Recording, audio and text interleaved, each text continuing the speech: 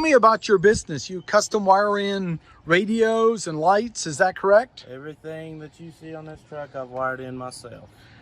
I wire in anything on a vehicle that's 12 volts, I can put it in there. Radios, lights. If you need accessories put on your vehicle, like the winches and everything that you could imagine.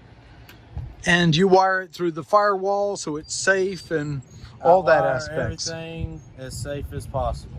And then antennas too, so they're grounded properly, right? Yeah. So if they want everything from ham radio to emergency vehicles, you could do to CBs if they want them, right? All of them. Everything, anything vehicle related I could do. Yeah, and you did a great job here. I love that wire in you had for this one as well, and the lights controlled and all aspects of it. I have several different companies I can work with as well, according to lights. Yeah. I don't work with no cheap brands. Right. Because I've had my butt bit in the past. Right. So, And I like how you found a mount for that antenna that doesn't put a hole in the roof too. Actually, I looked on Facebook on a ham radio group, and they sent me to that link for that. And you can get them for any make and model. It's custom fit for a 2019 GMC Sierra.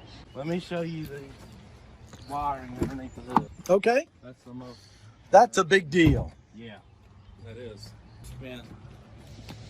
Normally the controllers that I've got in there is directly wired. Oh wow. But I put it to a relay box to make it a little bit safer. Excellent.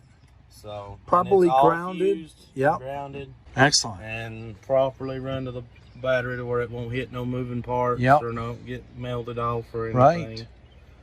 Look at that. So, that's really well done. It's safe.